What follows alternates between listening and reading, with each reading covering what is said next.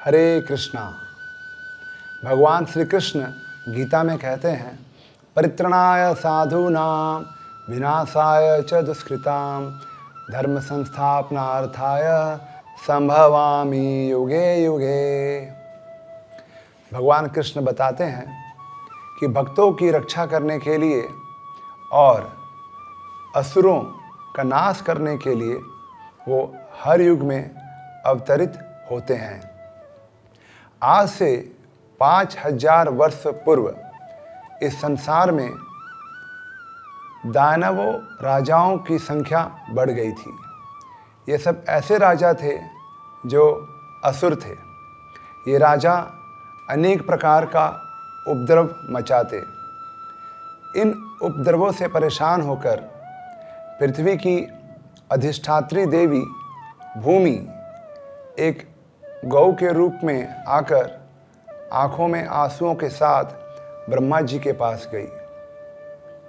पृथ्वी की अधिष्ठात्री देवी भूमि ने अपनी दुखद घटना ब्रह्मा जी को सुनाई। ब्रह्मा जी इसको सुनकर बहुत दुखी हो गए।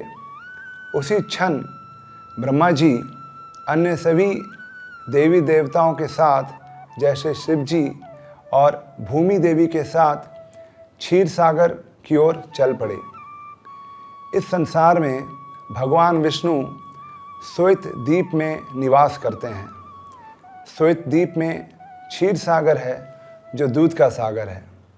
जैसे हम देखते हैं पृथ्वी पर लवण सागर है, कहीं पर सुरा सागर है, कहीं पर अन्य तरल पदार्थों का सागर है, उसी प्रकार से श्वेत द्वीप में क्षीर सागर है। सभी देवी देवता ब्रह्मा जी और भूमि देवी क्षीर सागर के तट पर पहुंचकर भगवान विष्णु को प्रार्थनाएं अर्पण करने लगे, विशेष करके पुरुष सूक्त प्रार्थनाएं। अनेक बार इन प्रार्थनाओं को अर्पित करने के बाद भी भगवान विष्णु से कोई संदेश नहीं आया। उस क्षण भगवान ब्रह्मा ध्यान करने लगे और जब वो ध्यान करने लगे तो भगवान विष्णु ने उनके हृदय में एक संदेश भेजा। भगवान विष्णु ने कहा, मैं बहुत जल्द ही अवतरित होऊंगा और ये सारे दानवों असुरों का नाश करूंगा।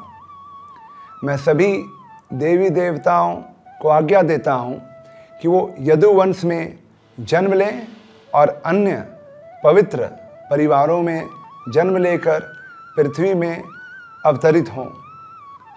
जैसे ही भगवान विष्णु ने यह संदेश ब्रह्मा जी को दिया, ब्रह्मा जी ने सभी देवी देवताओं को बताया कि भगवान विष्णु ने आज्ञा दी है, आप सब यदुवंश में जाकर जन्म लीजिए और अन्य पवित्र परिवारों में जन्म लीजिए। उस समय मथुरा के राजा थे सूरसेन और उनके पुत्र का नाम था वसुदेव। एक बार वसुदेव देवकी के साथ विवाह करके अपनी नवविवाहिता पत्नी के साथ रथ पर चढ़कर अपने घर जा रहे थे। उनके रथ को हाँक रहे थे देवकी के भाई कंस। पुराने समय में ऐसी प्रथा थी, जब कोई कन्या विवाह के बाद अपने ससुराल जाती थी तो उसके साथ उसका भाई भी आता था, ताकि उस कन्या को अपने माता पिता और अन्य संबंधियों की याद आए तो उसका भाई उसके साथ रहेगा। जब कंस रथ हाँक रहे थे, वसुदेव और देवकी रथ पर बैठे हुए थे। उस समय आकाश में एक विचित्र आकाशवाणी हुई, जिसमें कहा, हे कंस, तुम कितने मूर्ख हो। इस देवकी का 8वां पुत्र तुम्हारा संहार करेगा और तुम इसका रथ हाँक रहे हो। कंस ने जैसे ही ये सुना, तुरंत उसने देवकी के बाल पकड़ लिए अपनी तलवार निकाली और देवकी का हत्या करना चाहता था। ये स्थिति देखकर वसुदेव बहुत आश्चर्यचकित हुए। तुरंत वसुदेव ने कंस को संभालने का प्रयास किया।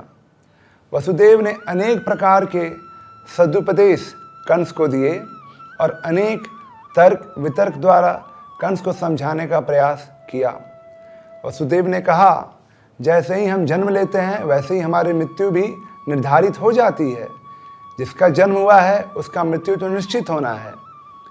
वसुदेव के अनेक सदुपदेश सुनने के बाद भी कंस को कोई फर्क नहीं पड़ा।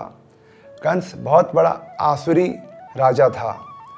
जो आसुरी लोग होते हैं उनको सदुपदेश से कोई फर्क नहीं पड़ता। तब वसुदेव चिंतित हुए और सोचने लगे क्या करना चाहिए। वसुदेव ने सोचा, अभी तो सबसे महत्वपूर्ण यह है कि देवकी की रक्षा की जाए और जब बाद में कोई पुत्र होंगे तब देखेंगे क्या करना चाहिए। फिर बहुत चतुरता के साथ वसुदेव ने कंस को कहा, हे कंस, आप बहुत पराक्रमी राजा हैं। आपको ये शोभा नहीं देता कि आप एक स्त्री का वध करें।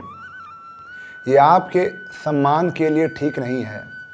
फिर वसुदेव ने एक बहुत आश्चर्यचकित वचन दिया। वसुदेव ने कहा, हे कंस, आपको जो संहार करेगा वो तो देवकी का पुत्र होगा। क्या पता उसको पुत्र हो या ना हो, लेकिन मैं वचन देता हूँ कि अगर देवकी की कोई भी संतान होगी तो वो मैं आपको लाकर समर्पित करूँगा और आप उस पर आगे की कार्रवाई कर सकते हैं। जब कंस ने यह सुना तो वह अस्वस्थ हो गया, क्योंकि कंस को पता था कि वसुदेव अपने वचन के पक्के हैं। ये बात सुनकर फिर कंस ने देवकी को छोड़ दिया और वसुदेव और देवकी अपने घर चले गए। कुछ समय उपरांत वसुदेव और देवकी को एक पुत्र उत्पन्न हुआ। अपने वचन अनुसार वसुदेव उस पुत्र को लेकर कंस के पास गए। जब कंस ने उस छोटे से शिशु को देखा तो उसके अंदर बहुत दया आई और कंस ने सोचा कि ये तो पहला बालक है और ये मेरी वध का कारण नहीं बनेगा, तो मैं इसको नहीं मारना चाहता हूँ, आप इसको लेकर जाओ। वसुदेव जानते थे कि कंस एक असुर है और जो असुर होता उसका मन नियंत्रित नहीं होता, वो अपने विचार कभी भी बदल सकता है। उस समय नारद मुनि कंस के पास आए। नारद मुनि चाहते थे कि भगवान जल्द से जल्द अवतरित हों, और भगवान तभी जल्द से जल्द अवतरित होंगे जब वसुदेव और देवकी के 7 संतान हो जाएंगे। तो नारद मुनि ने कंस से कहा, मूर्ख कंस, आप नहीं जानते कि सभी देवी देवता यदुवंश में जन्म ले रहे हैं और बहुत ही जल्द विष्णु भी प्रकट होने वाले हैं आपका संहार करने के लिए। पूर्व जन्म में आप काल नेमी नामक एक असुर थे और आपका वध विष्णु ने किया था। विष्णु आपका शत्रु है, सावधान हो जाइए। आप विष्णु की बात पर भरोसा मत कीजिए। विष्णु अगर कहता है कि वो 8वां पुत्र बनकर आएगा तो हो सकता है कि वो अपनी गिनती बदल दे और पहले पुत्र को ही 8वां पुत्र माने। जिस प्रकार से हम गिनती करने को इसको पहला, दूसरा, तीसरा, चौथा, 5वां बोल सकते हैं, लेकिन इसी गिनती को हम घुमाकर इसको पहला, दूसरा, तीसरा, चौथा, 5वां बोल सकते हैं। उसी प्रकार से पहला पुत्र भी 8वां हो सकता है, दूसरा पुत्र भी 8वां हो सकता है, कोई भी पुत्र 8वां हो सकता है। इसलिए हे कंस, सावधान हो जाओ। कंस बहुत आसुरी था। जैसे ही उसने ये सुना, उसने वसुदेव के उस पुत्र को लेकर उसका वध कर दिया। उसके उपरांत हर वर्ष वसुदेव और देवकी को एक एक संतान हुए और कंस उसका वध करता चला गया। समय उपरांत फिर भगवान कृष्ण भी देवकी और वसुदेव के पुत्र के रूप में उत्पन्न हुए, जिसकी कथा हम आगे सुनेंगे। ऐसा इतिहास में हमने देखा है, ऐसे आसुरी राजा अपनी संपत्ति बनाए रखने के लिए अपना राज्य का अधिकार बनाए रखने के लिए दूसरे भाइयों, माता पिता, अन्य परिजनों का वध करते हैं। इसमें कोई नई बात नहीं है। धन, संपत्ति, ऐश्वर्य से मद लोग उसका आनंद उठाने के लिए किसी भी प्रकार का आसुरी पेशा धारण कर सकते हैं।